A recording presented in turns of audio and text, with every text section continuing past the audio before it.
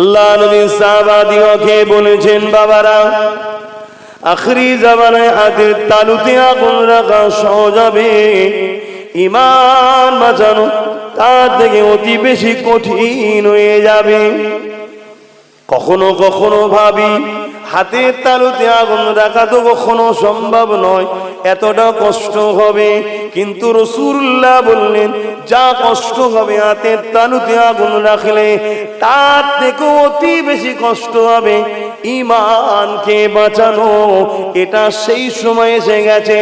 এ যুবকেরা, বাপেরা, মায়েরা, যদি আমলের জিন্দেগিতে কিছু কমও হয়ে যায়, আমলের জিন্দেগিতে কিছু যদি ঘাটতিও হয়ে যায়, যদি রাসূলুল্লাহর প্রেম থাকে, আদব থাকে, মনে রাখবেন এই প্রেম আর আদব ওই ঘাটতিটাকে পূরণ করে আপনার নাজাতের ওসিলা হবে। আজকে নবীর আলোচনাই তো বন্ধ হয়ে গেছে। এখানে আমি আরো একটা কথা আপনাদেরকে শিখাবার জন্য বলছি। কি অধিকার আছে তো নাকি? আপনারা সবার দাদা হুজুরের রুহানি বাচ্চা তো, তাহলে আমি খুনের বাচ্চা, আপনারা অন্তরের বাচ্চা। তো এক বাচ্চা আর এক বাচ্চাকে বুঝাচ্ছে দাদা হুজুরের আওলাদ।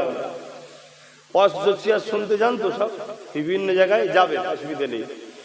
কিন্তু একটা মাওলানার ওয়াজ শুনছেন, 10 জায়গায় গেছেন, 10 জায়গায় ওয়াজ করছে, নবীর আলোচনা কই করছে না। যদিও হাদিস বলার জন্য রাসূলুল্লাহর নামটা শুধু লাই, রাসূলুল্লাহর কথা খুলে খুলে খুলে খুলে শোনাই না। আমি আপনাকে চ্যালেঞ্জের সাথে বলছি, ওই আলেমের ওয়াজ শুনতে যাবেন না। ও যত বড়ই মুফতি হোক, ও কোরআনের রাস্তায় নাই, কোরআন থেকে ও হারিয়ে গেছে। কেন? কোরআনের সুন্নাত হলো, কোরআনের স্টাইল হলো ঈমানদারদের ঘরে নবীর কথা বেশি বেশি করে শোনাও। জোরে বলুন সুবহানাল্লাহ। কেন? যে নবী পর্যন্ত পৌঁছায়, নবী তাকে আল্লাহর কাছে পৌঁছে দিবার রাস্তা দেখায়। জোরে বলুন সুবহানাল্লাহ। অত সহজ নাকি আল্লাহ পাওয়া? কারো ক্ষমতা আছে আল্লাহর রাস্তা দেখাবার? আল্লাহর মাকাম কোথায়? তিনার শান কি? আমাদের কাজ হলো নবী পর্যন্ত পৌঁছানো। আর নবীকে আল্লাহ ডিউটি দিয়েছে, যারাই তোমার কাছে আসবে বন্ধু, তাদেরকে তুমি আমার প্রেমিক বানিয়ে দেবে। জোরে বলুন সুবহানাল্লাহ। আল্লাহর প্রেমিক হতে গেলে নবীর কাছে যেতে হয়। এখন কুমোরকে যদি বলা হয় গলার হার করিয়ে দাও সোনার, সে পারবে? কথা বলে, সে কি পারবে? কলসি বানাতে পারবে, ঠিক না? বুঝাবার জন্য বলছি বাপ, আমরা হলাম কুমোর মার্কা। ওই আমাদের কাজ হলো নবী পর্যন্ত পৌঁছাতে পারবো, নাউজুবিল্লাহ, বুঝাবার জন্য বলছি। কিন্তু আল্লাহর কাছে পৌঁছাবার যে টেকনিক, যে শিক্ষা, যে পদ্ধতি, ও ক্ষমতা আমাদের নাই। ওটা রাসূলুল্লাহর স্পেশাল। ওটা শুধুমাত্র নবীকে পাঠানো হয়েছে, যান আমার বান্দাগুলোকে আমার সঙ্গে জুড়ে দিন। মাথায় ঢুকছে? আজ নবী যারা আলোচনা নেই, যে মাহফিলে নেই, ওই মাহফিলে দান করে চাঁদা দিয়ে বসে থেকে সবটাই বৃথা হচ্ছে। বাপ, আমার কথা কি আপনাদের আঘাত দিচ্ছে, কষ্ট দিচ্ছে? যদি দেয়, কিছু করার নেই। নবীকে ভালোবাসি, নবীর স্বার্থে তো বলতে হবে। তাতে এক ঘরে হয়ে গেলেও কোনো অসুবিধা নাই, রাসূলুল্লাহর জন্য হবে। বাপেরা, নওজোয়ান তরুণেরা, আল্লাহ নবী, নবী, দয়া নবী এই মাসে 12 তারিখ সোমবার সাদেকের সময় এসেছিল। পৃথিবীর মায়েদের ইজ্জত রক্ষা করেছে। নারীগুলোকে জ্যান্ত পুঁতে দেওয়া হতো, আমার রাসূলুল্লাহ সেগুলোকে বন্ধ করেছে। রাজা মহারাজারা মানুষের উপরে জুলুম করত, আমার নবী ইনসাফের রাজনীতি শিখিয়েছে। এই পৃথিবীর জমিনে মাকে খুন করা হতো, আল্লাহ নবী মায়ের পায়ের তলায় জান্নাতি আদর্শ শিখিয়েছে। আল্লাহ নবী, নবী, দয়া নবী বাপেদের সম্মান দিয়েছে, বাপগুলোকে জান্নাতের দরজা বানিয়ে দিয়েছে। এ যুবকেরা, তরুণেরা, বাপেরা, পৃথিবীর জমিনে বিধবাদের কোনো সম্মান ছিল না, তাদেরকে হত্যা করে দেওয়া হতো। আল্লাহ নবী, নবী, দয়া নবী নিজে তিনি আম্মা জান খাদিজা হুজুরকে বিবাহ করে প্রমাণ করে দিয়েছে, আরে আমি তোমাদের রাসূলুল্লাহ জানিয়ে দিলাম, এটা কোনো অন্যায় কাজ নয়, উপরন্তু এটা একটা বড় সওয়াব ও নেকির কাজ। এক কথায় পৃথিবীতে যত অন্যায় ছিল, যত জুলুম ছিল, বুরাই ছিল, খারাপ ছিল। আল্লাহ নবী 63 বছরের জিন্দেগিতে এই অন্যায় বুরাই গুলোকে মিটিয়ে দিয়ে এই পৃথিবীর জমিনে সাম্য প্রতিষ্ঠিত করেছে, এই পৃথিবীর জমিনে ইনসাফ প্রতিষ্ঠিত করেছে, এই পৃথিবীর মায়েদের সম্মান দিয়েছে, এই পৃথিবীর বাপেদের ইজ্জত মর্যাদা দিয়েছে, এই পৃথিবীর এতিমদের ঘরে সাহারা দিয়েছে।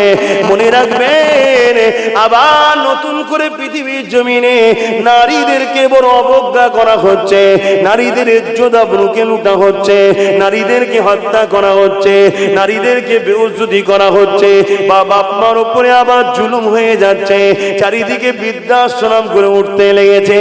এর কারণ হলো একটাই, এ উম্মতে মুহাম্মাদি, তোমার আমার সঙ্গে রাসূলুল্লাহ সম্পর্ক দূরত্ব বেড়েছে। এই নবী পাকের সম্পর্ক দূরত্ব বাড়ার জন্য কাল তুমি যখন বুড়ো হবে তখন তুমি বুঝতে পারবে, আমার মায়েরা কাল যখন বয়স হবে, বুড়ি হবে, তখন আপনারা বুঝতে পারবেন এখনো সময় আছে। আল্লাহ নবী জানিয়ে দিলেন, দুনিয়ার মানুষেরা তোমরা তোমাদের বাচ্চাদিগকে 3টে শিক্ষা প্রথমে দাও। নাম্বার 1 শিক্ষা হলো আমি রাসূলুল্লাহ আমার প্রেম ও আদবের শিক্ষা দাও। দ্বিতীয় নম্বর হলো আমি নবীকে ভালো যখন বাসো আমার আহাল পরিবারদের প্রেম আদবের শিক্ষা দাও।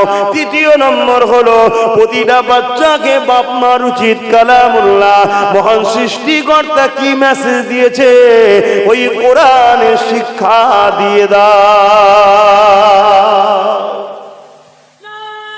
আমরা এখানে কেউ জানি রাসূলুল্লাহর আদব কি, প্রেম কি, মাকাম কি, নবীকে কিভাবে ডাকতে হয়, কিভাবে রাসূলুল্লাহর সামনে কথা বলতে হয়, নবীর মাহফিলকে বানানো দরকার আছে না নাই, আহলে রাসূলদের সম্মান কি, আদব কি, কোরআনে কি মেসেজ পাঠিয়েছে আল্লাহ, এসবগুলো আমাদের বাপেরা আমাদেরকে শিখিয়েছে ছোটবেলায়। বলো শিখিয়েছে কি? তাহলে বলুন আমার বাপেরা মায়েরা তারা আল্লাহ রসুলের থেকে কতটা দূরে সরে গেছে বুঝতে পারছেন? তাই তো আজকে আমাদের এই অশান্তি, তাই তো ছেলে তেড়ে গিয়ে বাপের সঙ্গে কথা বলে, তাই তো ছেলে তেড়ে গিয়ে মার উপর জুলুম করে। আছে না না? এর কারণটা কি? তার ভেতরটাই রসুল নেই, শয়তান বসে গেছে। আর রসুল জ্ঞান নেই, আমরাই দিইনি। তাই এখনো সময় আছে, নিউ জেনারেশন যারা, এদেরকে ডাক্তার বানাবার শখ বানান, উকিল বানাবার শখ বানান, পুলিশ বানাবার শখ বানান, কথা বুঝে আসছে। কিন্তু এ সব কিছুর আগে এদেরকে নবীর প্রেম আদব শিখান, আহলে রাসূলদের প্রেম আদব শিখান। না হয় কিন্তু আজ আমরা যতটা না বদমাইশ হয়েছি, আমাদের পরের গুণ আর এক কাঠি বাড়া হবে। আমরা যতটা না বাপ মার সঙ্গে অভদ্রতা করছি, আমাদের পরের গুণ মনে রেখে দিও, যেগুলো আমাদের আসছে যদি শিখাতে না পারি 10 গুণ বেড়ে যাবে। কথা বুঝছেন না? 10 গুণ বেড়ে যাবে, খুব সাবধান। জাহিলিয়াত দেখছেন না দুনিয়ায় কি হচ্ছে, কি হচ্ছে? পেপার খুলুন, প্রতিদিন রেপ, ধর্ষণ, খুন, নারীদের উপরে জুলুম। প্রতিদিন দেখুন স্ত্রীকে মেরে বার করে দিয়েছে, প্রতিদিন হচ্ছে না হয়নি? এটা আরো বাড়বে। আর তুমি বাপ, তোমার ঘরে একটা দুটো মেয়ে আসতে পারে, যদি এই সমাজ খারাপ হয় কাল তোমার মেয়ের সঙ্গে ঘটবে। আমার শুনছেন তো নাকি? কেন আমার টাইম ছিল 2:30 থেকে, কিন্তু আজকে যা পানি কাল রাত থেকে একভাবে হচ্ছে। এই দেখেন নেটটুটু ছেলের হাতে কত বড় বড় মোবাইল, ও তো আদবের সঙ্গে বসে ওয়াজ শুনবে, মোবাইল নিয়ে ব্যস্ত। আর আজকে জলসা হচ্ছে, ও তো উচিত পায়জামা পাঞ্জাবি মাথায় টুপি দিয়ে খেজে বুঝে আসবে না, প্যান্ট শার্ট পরে চলে এসছে। কেন? তোমরা অনেক বাপ আছো, বড় বড় ভাই গুলো দেখো এরকম হালে রয়েছে, তোমাদের দেখে দেখে শিখছে। ঠিক আছে, নাচারে প্যান্ট শার্ট পরো, কাজ কারবারে যেতে হয়, আর হয় খাটাখাটনি করতে হয়, লেবার, বাস, ট্রেনে ঘুরতে হয়, ওটা আলাদা। আজকে জলসা যদি সবাই সাদা জামা পায়জামা পাঞ্জাবি পরে আসতে, বলো তো এই জায়গাটা কত সুন্দর লাগছে? বলো আমি ভুল বলছি? কার মাহফিলে সৌন্দর্য বাড়ালে তোমরা? আমার। তোমরা তো গর্ব করতে যে আমার রাসূলের মিলাদের মাহফিল বানালাম, অথচ যেই মাহফিলে বসলে ওয়াজাবাত লাহু শাফাআতি, নবী বলছে তাদেরকে শাফাআত করাটা আমার ওয়াজিব হয়ে যাবে, আমি শাফাআত করব। জোরে বলুন সুবহানাল্লাহ, আরো জোরে বলে। আমার তো মাঝে মাঝে মনে হয় আমার কওমের হয়তো কিছু মানুষ মনে করছে ও আল্লাহ আমাদের সঙ্গে পারবে না। আমরা যা ডেঞ্জারাস তৈরি হয়ে গেছে, আর জাহান্নাম টাহান্নাম মনে সব পানি দিয়ে বন্ধ হয়ে গেছে মনে হয়। হায় হায় হায়, আর না আজরাইল আর জান কবজ করতে আসবে না মনে হচ্ছে। হ্যাঁ, শুধরে যাও যুবক আমার, শুধরে যাও।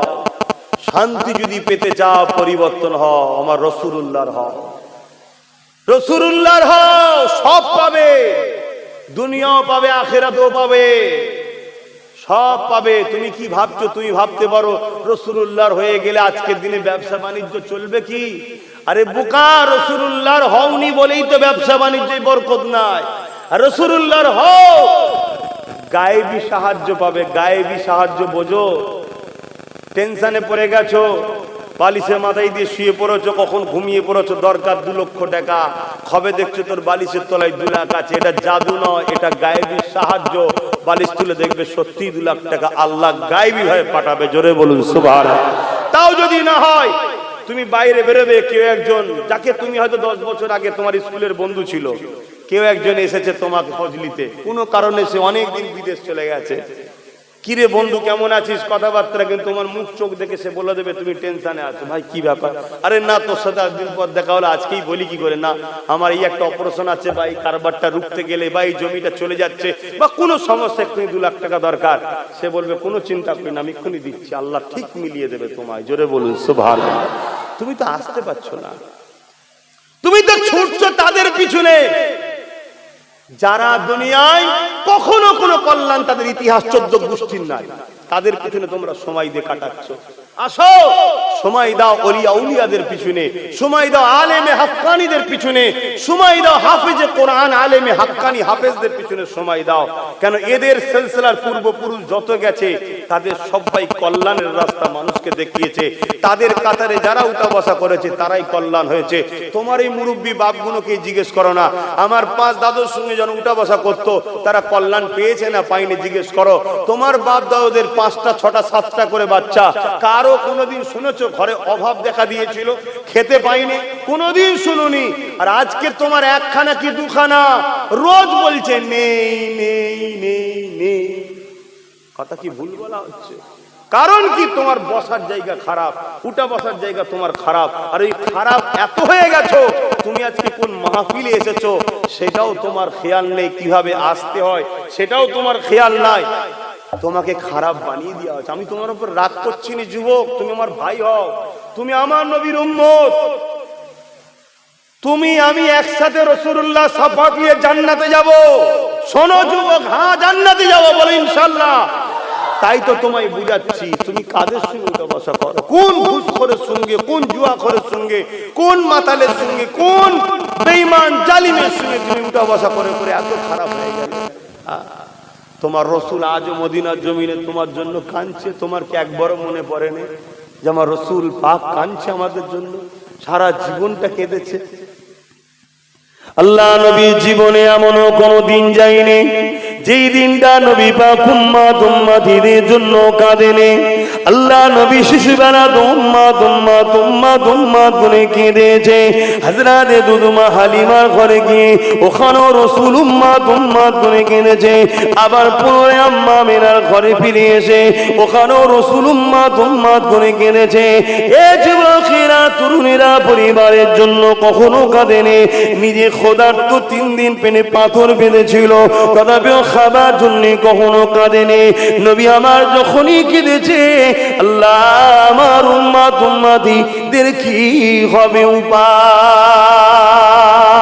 এ যুবকেরা, তরুণেরা, এ দুনিয়া তোমাকে টিভি ধরিয়ে দিয়েছে, এ দুনিয়া তোমাকে মোবাইলের নামে সিনেমা, যাত্রা, নাটক, ফাংশন ঢুকিয়ে দিয়েছে, যার মধ্যে কোনো শান্তি নাই। তুমি আমেরিকার অনুসরণ করছো, তুমি পাশ্চাত্য দেশের অনুসরণ করছো, তারা নাকি মডার্ন বলছো, কিন্তু শুনে রেখে দাও, আমেরিকার প্রতিটা সংসারের খবর নিয়ে দেখো, প্রতিটা সংসারে আগুন লেগে গেছে, প্রতিটা সেকেন্ডে সেকেন্ডে আমেরিকায় ধর্ষণ হচ্ছে, প্রতি প্রতিটা সেকেন্ডে সেকেন্ডে খুন হচ্ছে। হ্যাঁ, তারা আকাশ ছোঁয়া বাড়ি করতে পারে, তারা জাহাজ প্লেন বানাতে পারে, কিন্তু মানুষের হৃদয়ে রাজত্ব করতে পারেনি, মানুষের দিলে কখনো শান্তির ব্যবস্থা করে দিতে পারেনি। অথচ আমার আমিন আল্লাহ তিনি পৃথিবীর জমিনের মানুষদের অন্তরে শান্তির রাস্তা দেখিয়েছে। আরো জোরে বলুন সুবহান।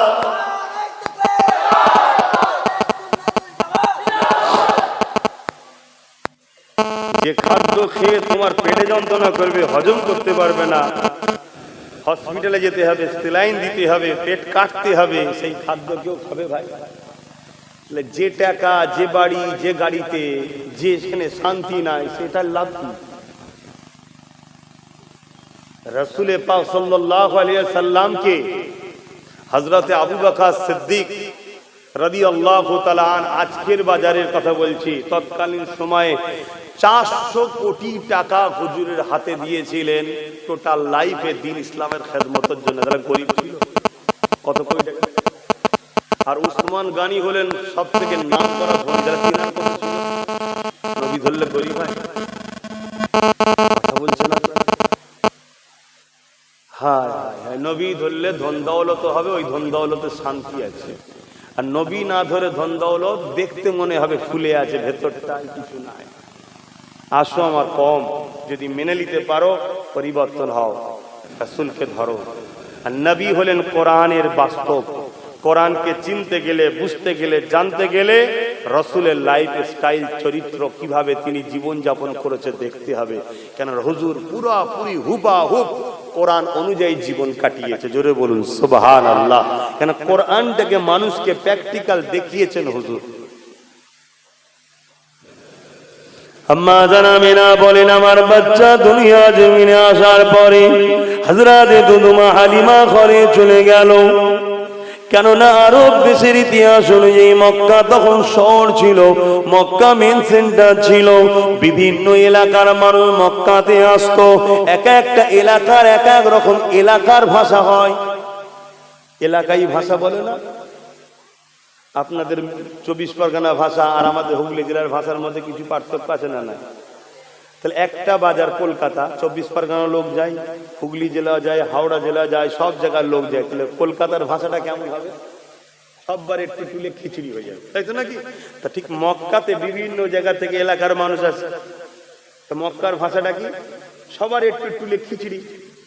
পিওর যে আরবি ভাষা, সেটা পেতে গেলে কোথায় যেতে হবে? গ্রাম্য এলাকা একটা জায়গায় যেতে হবে যেখানে পিওর আরবিটা পাওয়া যাবে। তাই আরবের স্টাইল ছিল, বিশেষ করে মক্কার যারা সন্তান হতো ওই পিওর আরবিটাকে, নিজের মাতৃভূমিটাকে পিওর রাখার জন্য গ্রামে পাঠিয়ে দিত। কথা বোঝা আসছে? যাতে করে ভাষা না চেঞ্জ হয়ে যায়। এবং মক্কাতে বাইরের দেশ থেকেও লোক আসতো, তাদের আবার ভাষা, কারো ফার্সি, কারো সামারিটান ভাষা, অনেক রকম ইংলিশ, সেগুলো সব খিচুড়ি হয়ে যাচ্ছে। তো বাচ্চা যদি এখানে থাকে তাহলে খিচুড়ি ভাষা শিখবে। কথা বুঝে আসছে? যদি পিওর আমার মায়ের ভাষাটা শিখতে গেলে তাহলে গ্রাম্য এলাকায় পাঠাতে হবে। তাই দুদুমা হালিমার কাছে পাঠিয়েছিলেন। হযরতে দুদুমা হালিমা বলে, যখন আমি আমার বাচ্চাকে নিয়ে আমার উটনিতে উঠলাম, মুহাম্মদ রাসূলুল্লাহকে নিয়ে যখন উঠলাম, আমার উটনিটা বড় দুর্বল ছিল, বড় কমজোর ছিল। কিন্তু আমি হালিমা অবাক হয়ে গেলাম, এই বাচ্চাকে নিয়ে উঠার সাথে সাথে আমার উটনিটা বড় শক্তিশালী হয়ে গেল, তার দুর্বল ভাবটা কেটে গেল, সে দ্রুত হাঁটতে লাগলো। আমার সঙ্গী সাথী যারা আগে চলে গিয়েছিল তাদের সবাইকে পিছনে রেখে আমি হালিমা আগে ঘরে পৌঁছালাম। আম্মা হালিমা বলেন, আমি বুঝতে পারলাম এটাই বাচ্চার কারিশমা হতে লেগেছে। অবশ্যই বাচ্চাটা কোনো ঐশী ক্ষমতাওয়ালা বাচ্চা হবে, কিন্তু আখেরি নবী হবে তখনও আম্মা হালিমা জানতা না। আমি হালিমা ঘরে গেলাম, কুয়ার তখন পানি শুকিয়েছিল। আমি হালিমা গিয়ে দেখলাম আমার কুয়ার পানিটা পরিপূর্ণ হয়ে গেছে। এ যুবকেরা, এই কথাগুলো তোমরা যদি একে অপরকে শোনাও, মনে রাখবে রাসূলের মিলাদের হক আদায় করে নিচ্ছ। নিচ্ছ। মনে রাখবে আম্মা জান হযরত হালিমা বলতে লেগেছে বকরিগুলো বড় দুর্বল ছিল, কেননা মরুভূমি এলাকা এবং খরা দেখা দিবার কারণে ঠিকভাবে খাওয়ানো যায় না। কিন্তু আমি হালিমা যখন ঘরে পৌঁছালাম, আমি দেখলাম আমার বকরি জীবজন্তুগুলোর বাটে দুধেতে পরিপূর্ণ হয়ে আছে।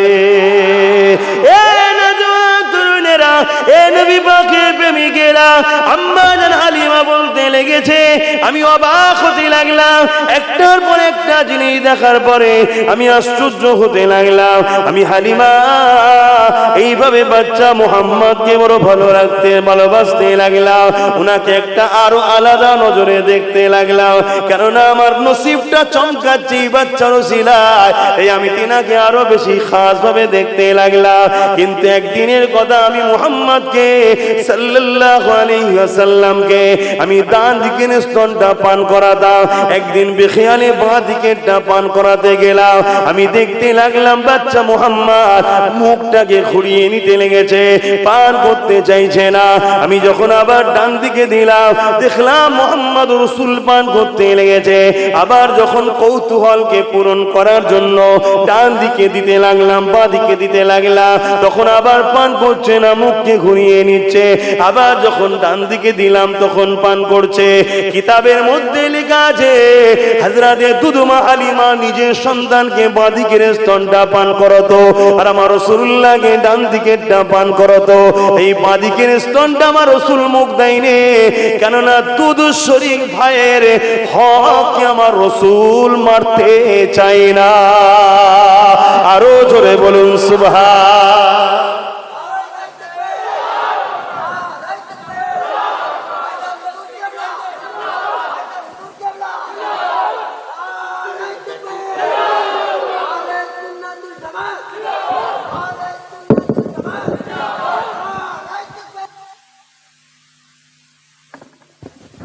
এই যে রাসূল পাক সাল্লাল্লাহু আলাইহি সাল্লামের আলোচনা ছোটবেলা শুনছেন, এই মাহফিলগুলোকে কি বলা হয়? মিলাদুন নবীর মাহফিল। আর শুনে খুশি হচ্ছে না বেজার হচ্ছে, এই জন্য ঈদ বলা হয়। এই নিয়ে ঝগড়া করার বা এই নিয়ে ইখতিলাফ করার কোনো শিক্ষিত লোকের কাজ হতে পারে? হ্যাঁ, এগুলো শুধুমাত্র একটা ষড়যন্ত্র আমাদেরকে এই নিয়ামত থেকে সরিয়ে দেওয়া। আজকে আপনারা তাকবীর দিচ্ছেন, স্লোগান দিচ্ছেন, আনন্দ করছেন, কেন? হুজুরের এই কথাগুলো শুনে। এ থেকে প্রমাণ আমি আপনি গুনাহগার হতে পারি, কিন্তু ঈমান আছে তার নমুনা হলো এটা। জোরে বলুন সুবহানাল্লাহ। কার ঈমান আছে না নাই এটা বুঝতে গেলে হুজুরের প্রেম ও আদবটা দেখতে হয়। খুব ভালো করে বুঝুন, এখানেই প্রকাশ হবে ঈমান আছে না নাই। অন্য কোন যে কোনো জিনিস মাপার একটা তুলি লাগে না, একটা ওজন লাগে, কিছু জিনিস লাগে, তা ঈমান মাপার জন্য হুজুরের প্রেম ও আদব লাগে। যার মধ্যে হুজুরের প্রেম ও আদব আছে, জানবেন তার মধ্যে ঈমান আছে। এবার তার কর্মজীবনে হয়তো অনেক পাপ আছে, আমরা স্বীকার করছি। সে পাপ কাজ করার জন্য সে অন্যায় করছে, তার পানিশমেন্ট আল্লাহর কাছে দিতে হবে। তওবা যদি করে আল্লাহ চাইলে মাফ করে দিতে পারে, আর যদি তওবা মাফ না করে জাহান্নাম আছে, জাহান্নামের লিমিট আছে। এই পাপ করার জন্য এতদিন, এই পাপ করার জন্য এতদিন, সেই পাপের যতদিন হবে হিসাব করে সেই জাহান্নাম খেটে ঈমান থাকার জন্য তুলে জান্নাত দেবে। জোরে বলুন সুবহানাল্লাহ।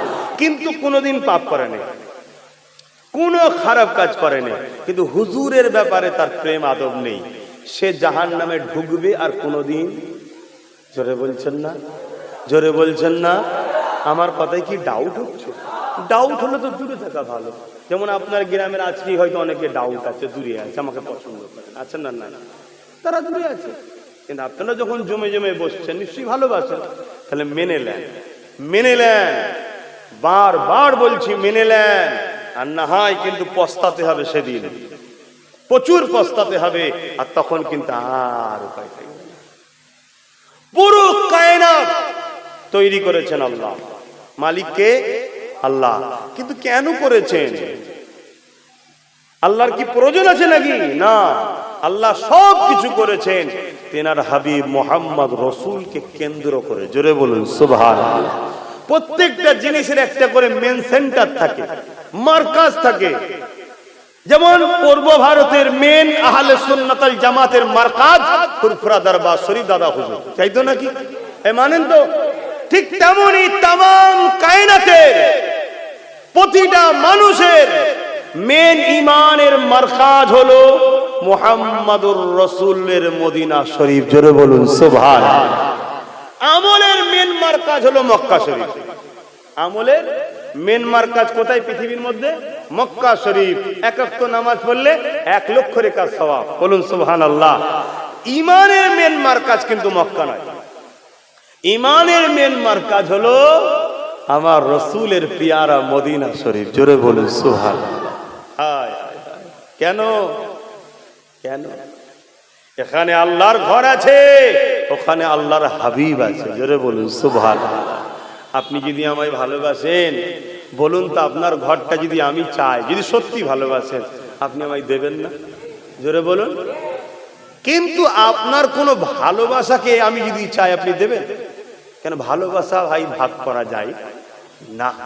তাহলে আল্লাহর ঘর কাবা আর আল্লাহর বন্ধু মুহাম্মদ রাসূলুল্লাহ। কথা মাথায় ঢুকাবেন। কথা বুঝে আসছে? তাই এই জায়গাকে আল্লাহ আমলের মারকাজ করেছে। এখানে আসো, আমার ঘরে ইবাদত করো, তওয়াব করো, নামাজ পড়ো, কোরআন পড়ো, সবটা লক্ষ গুণ হবে। কিন্তু ঈমান যেটা মূল, সেটা কিন্তু আমার হাবিবের ঝুলিতে মদিনায় আছে। জোরে বলুন সুবহানাল্লাহ। সেই রাসূলকে ভালোবাসে, পিয়ার করেন। সন্ধ্যা হয়ে আসছে, কিভাবে আলোচনা করব? কিন্তু বড় দুঃখ, আমরা সেই রাসূলের মিলাদ থেকে অনেক দূরে সরে যাচ্ছি, আলোচনার বয়ান থেকে, রাসূলুল্লাহ জীবনী থেকে অনেক দূরে সরে যাচ্ছি। আল্লাহ আমাদেরকে হেদায়েত করেন, বুঝার তৌফিক দেন। বলুন আল্লাহুম্মা আমিন। একবার দুরূদ শরীফ আল্লাহুম্মা সাল্লি আলা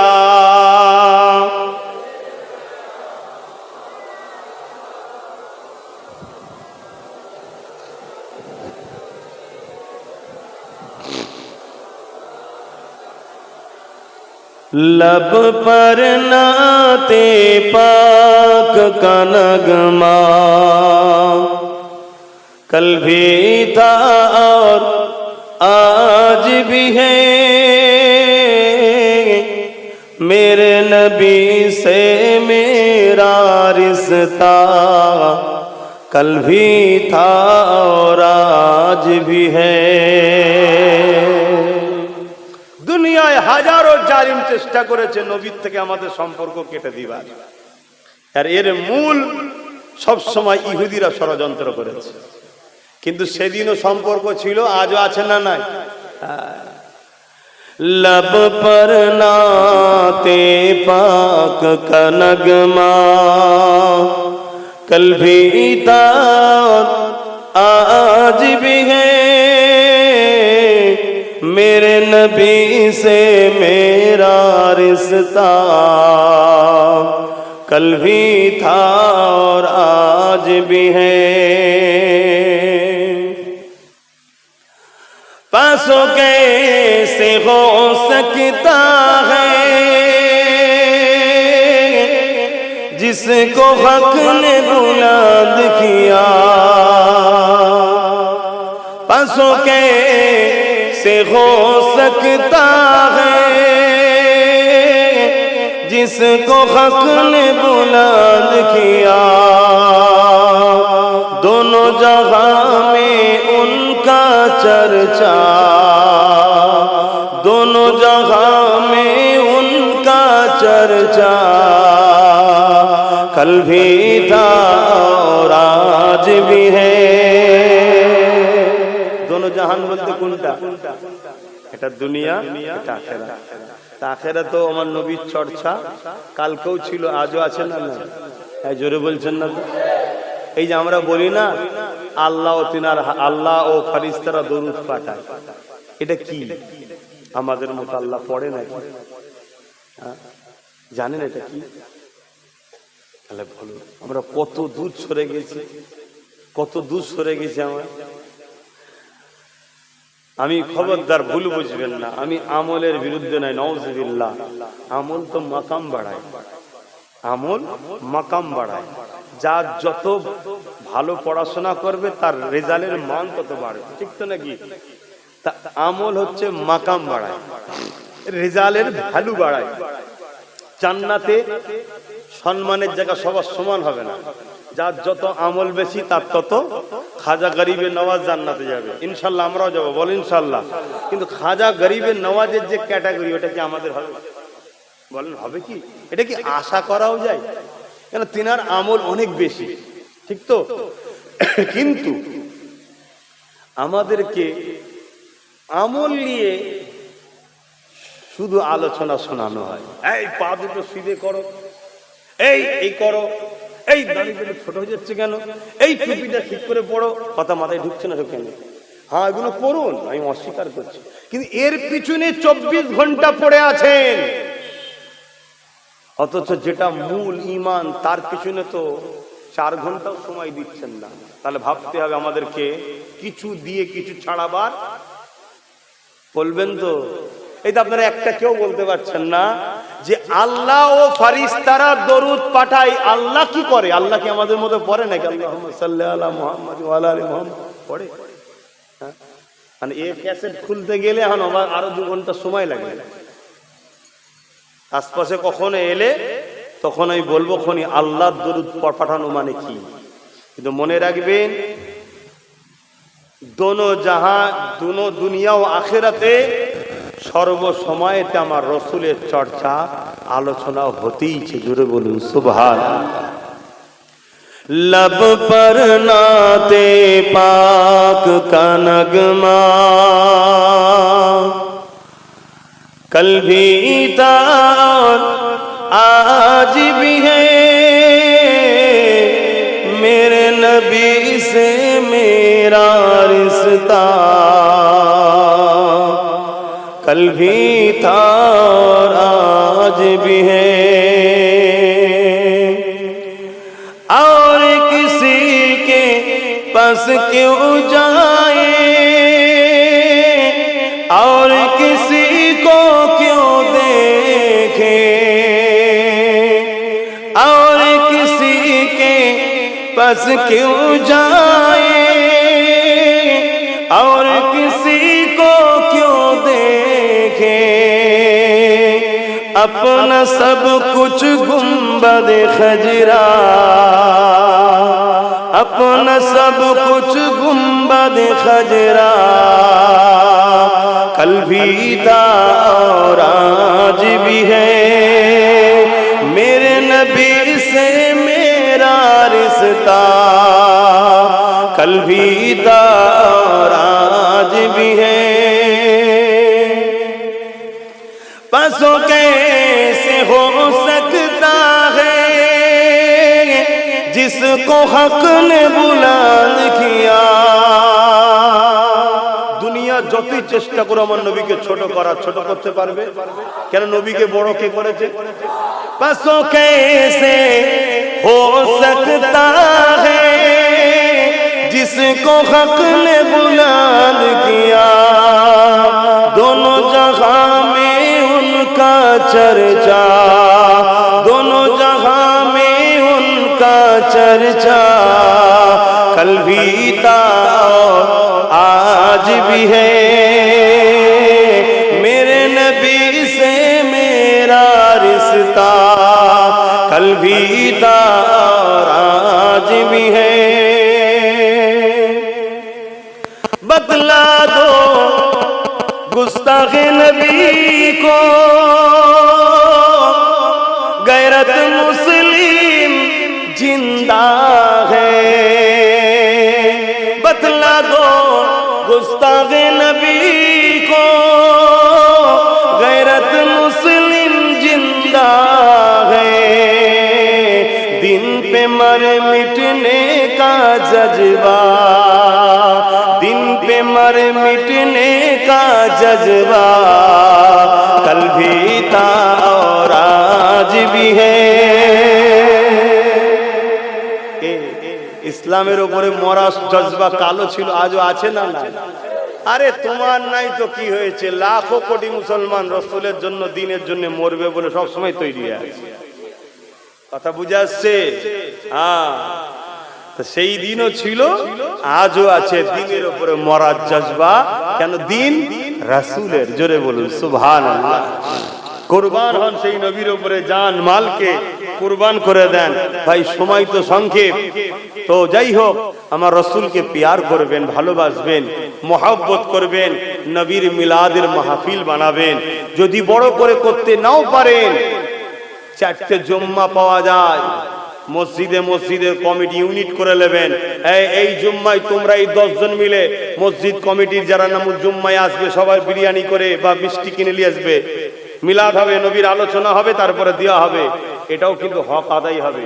যদি না করো, এ থেকে প্রমাণ দিচ্ছ নবীর আগমনে তুমি খুশি নয়, তাই নবীর আগমনের আলোচনা করতে চাইছো না। কথা বুঝে আসছে? আমার নবীর আগমনে সবাই খুশি হয়েছিল, আকাশ বাতাস একে অপরকে শোনাচ্ছিল যে মোহাম্মদ রসুল তাশরীফ আনছে, আগমন করছে। শুধুমাত্র ইবলিস কেঁদেছিল। শুনে রেখে দেন, ইবলিস কেঁদেছিল। কেন?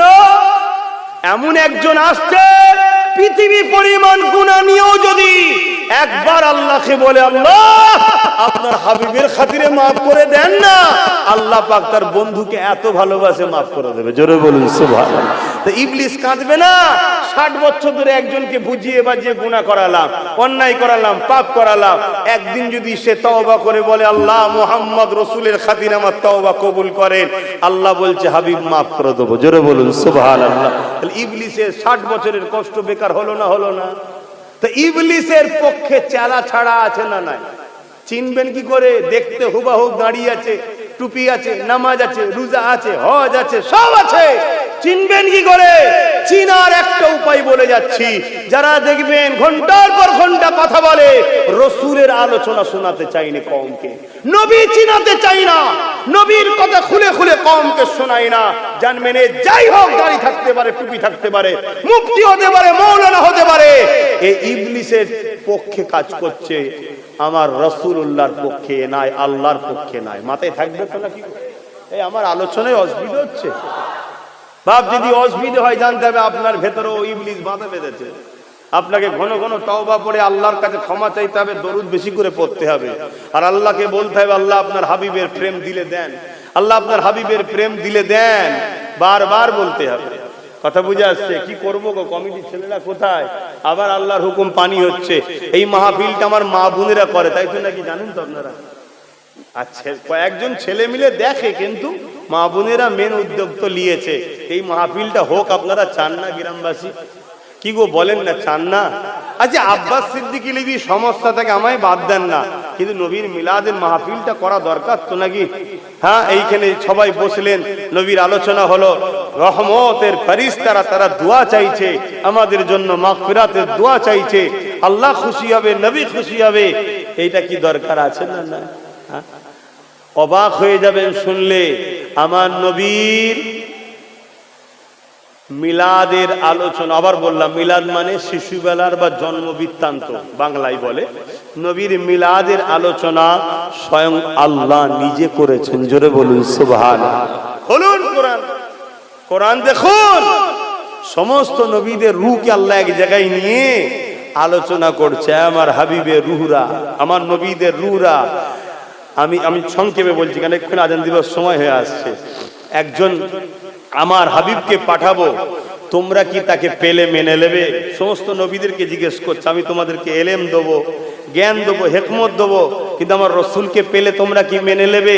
এই যে নবীর আশা, নবীকে পাঠাবো, নবীর এই আলোচনা, এইটাকে বলা হয় মৌলুদ বা মিলাদ। জোরে বলুন সুবহানাল্লাহ। আমাদেরকে ঘাবড়ে দেওয়া হচ্ছে, আর আমরা ঘাবড়ে যাচ্ছি। কিছু কিছু জিনিস জানবেন, যে কোনো ইখতিলাফ করা সম্ভব, মানে উচিতই নয়। ভাই, যদি রসুলের মিলাদ আমরা করে আরেকটা জিনিস বিশ্বকে প্রমাণ দিচ্ছি, কি নবীর মিলাদ বানিয়ে বিশ্বকে দেখাচ্ছি যে রসুলকে রসুল জেনে আমরা ভালোবাসি, রসুলকে আমরা আল্লাহ বলে মনে করি না। কেন? আল্লাহর মিলাদ নাই, রসুলের মিলাদ হয়েছে। জোরে বলুন সুবহানাল্লাহ। মিলাদ মানে বাংলায় কি? জন্ম, আরবিতে কি? মৌলুদ, আর উর্দুতে তাশরীফ আনা, হাজির হওয়া। কথা বুঝি? বিলাদাত হওয়া। কথা মৌলুদ আগমন করেছেন নবী, কথা বুঝে আসছে। তো প্রতি বছরে এই মিলাদুল মাহফিল করে আমাদের নিউ জেনারেশনকে বুঝিয়ে দিয়ে, যেমন খ্রিস্টানরা ঈসা নবীকে খোদার বেটা বলেছে, উজায়েরকে ইহুদিরা খোদার বেটা বলেছে, কথা বুঝে আসছে। এই আমার নবী তো আরো বড়, নবীকে দেখে তোমরা যেন খোদা বলে ফেলুনি। মিলাদুন নবী করছি, তার মানে নবীর জন্ম হয়েছে, নবী আগমন করেছে, এ থেকে প্রমাণ করে দিচ্ছি নবী পাক সাল্লাল্লাহু আলাইহি ওয়াসাল্লাম আল্লাহ নয়, তাই তো মিলাদ হয়। জোরে বলুন সুবহানাল্লাহ। আল্লাহ তো মিলাদ নাই, লাম ইয়ালিদ ওয়া লাম ইউলাদ, তিনি কারো থেকে জন্ম নাই, তিনার থেকেও কেউ জন্ম নাই, ঠিক না বেঠিক গো? তাহলে মিলাদুন নবীর দরকার আছে না না? কথা বলুন, আছে না না? তাহলে আমার মা বোনগুলো সাথ দেবেন না? আপনারা দেবেন, সুন্দর করে সাথ দিয়ে প্রতি বছরে করবেন। আজকে এই ছেলেগুলো করছে কয়েকজন মিলে, বাকি যারা গ্রামের যুবক ছেলেরা আছো, বাপজানেরা আছেন, সবাই মিলে করবেন। এটা আনন্দের জিনিস, সবাই মিলে করবেন, এটা খুব নসিবের ব্যাপার। বাপ যুবকরা জিন্দেগিতে কত কি করছো, একটা ভালো কাজের সঙ্গে জুড়ে থাকবে। হতে পারে এই ভালো কাজটা তোমার আগামী দিনে নাজাতের একটা ওসিলা হতে পারে। জোরে বলুন সুবহানাল্লাহ। কেননা কিয়ামতের দিনে আল্লাহ কোন বান্দার একটা ভালো কাজ পাওয়ার জন্য বান্দাকে জান্নাতি করে দেবে। জোরে বলুন সুবহানাল্লাহ। তাই প্রতিটা গ্রামবাসী বাপ ভাইদের বলবো, এইটার সঙ্গে সবাই জুড়ে থাকবেন, জুড়ে থাকবেন, কথা বুঝে আসছে তো? যাক, এখন এই ছেলেগুলো আপনাদের কাছে যাবে, একটু দোয়া চাওয়ার আগে যার যা খুশি একটু শরীক হবেন, তাই তো নাকি গো? শরীক হবেন না হবেন না? একটু খন কিসে হবেন? যে আমার হুজুরের আলোচনার মাহফিলে আমি শরীক হলাম, এটা কি নজরানা দিওয়া, কথা বুঝে আসছে? নজরানা দিওয়া। আমরা চাই হুজুরের মিলাদ আরো সুন্দর করে আলোচনার মাহফিল করা হোক। সকলে একটু দেন দরুদ শরীফ, আল্লাহুম্মা সাল্লি আলা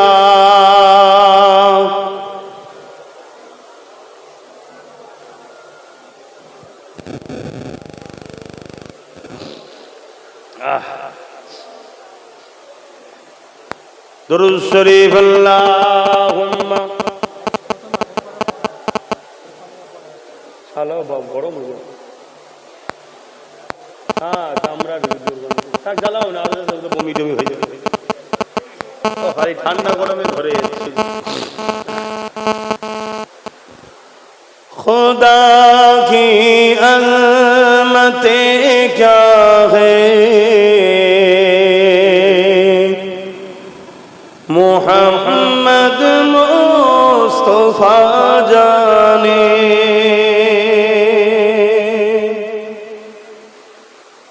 मकामे मुस्तफा क्या है, मोहम्मद का खुदा जाने, खुदा की अज़मते क्या है,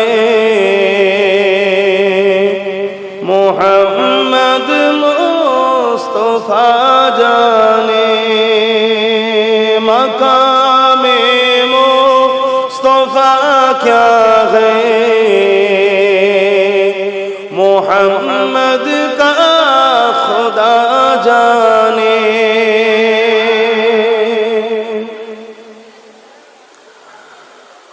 हमें तो सुरखरू होना है आका के निगाहों में, हमें तो सुरखरू होना है आका के निगाहों में, ज़माने का है क्या नासेर, ज़माने का है क्या नासेर, बुरा जाने भला जाने, मकामे मुस्तफा क्या है, मोहम्मद का खुदा जाने।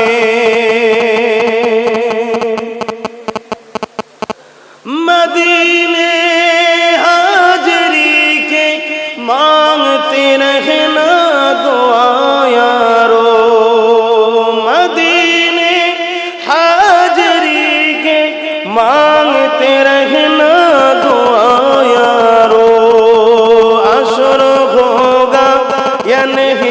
होगा अशर होगा या नहीं होगा नबी जाने दुआ जाने मकामे मुस्तफा क्या है मोहम्मद का खुदा जाने अल्लाहुम्मा सल्ले अला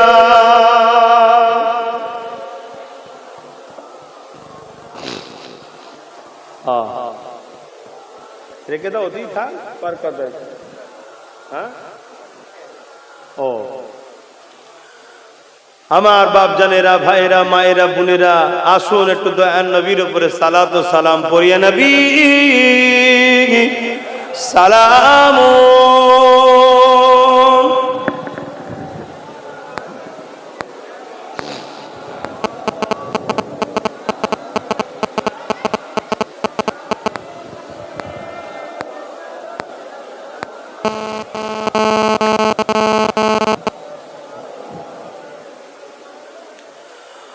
طلع البدر علينا من شنيات وداء وجب الشكر علينا ما دغى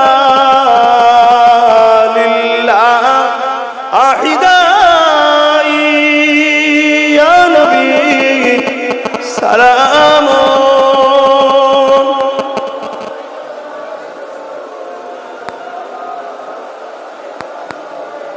يا حبيبي سلام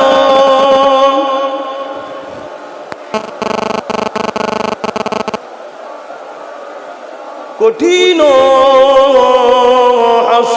হাসরের দিনে কি আছে মোদের কপালে গুনাহগার উম্মাহ আতো আপনার লইবেন সঙ্গে মাহশরে ইয়া নবী সালাম ইয়া রাসূল ইয়া হাবিব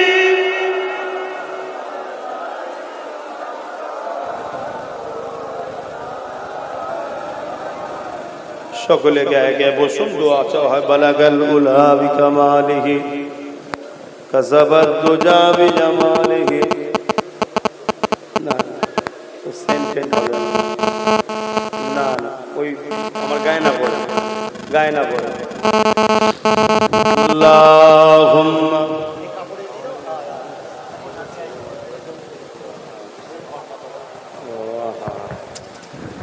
আহা বাপ ভাইরা কতক্ষণ বাকি আছে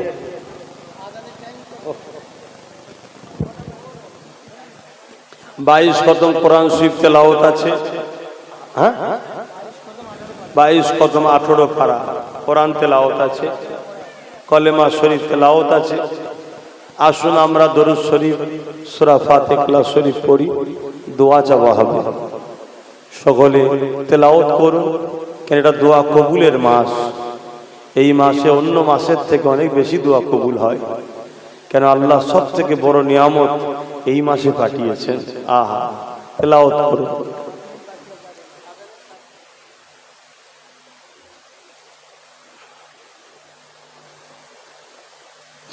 এখানে একটা নামাজ পড়া যাবে তো ও পানি উঠে গেছে কি হয় বলেন তো না শুকনো আছে তো হবে তো ঠিক আছে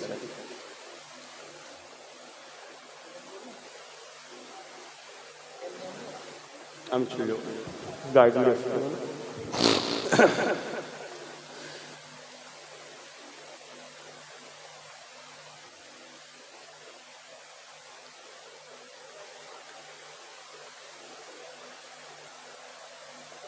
আজান দিচ্ছে, তাহলে আজানটা হয়ে যাক, তারপর দোয়া করে দিয়ে এখানে নামাজ করলে হবে।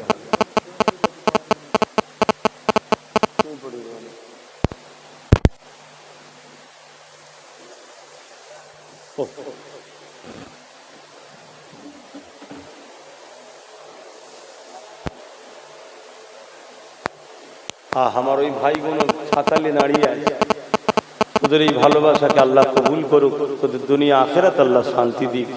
এটা একটা প্রেম জমে জমে রয়েছে, দেখুন চলে যায়। এটা যাতে সুন্দর করে করা যায় এই গ্রামবাসীর কাছে দাবি রাখলাম, সবাই মিলে করবেন, সবাই মিলে সাথ দেবেন, ভুল করবেন না।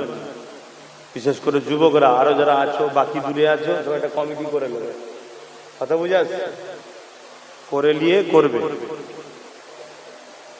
আমি আসতে পারি চাই না পারি, করবে কমিটিটা।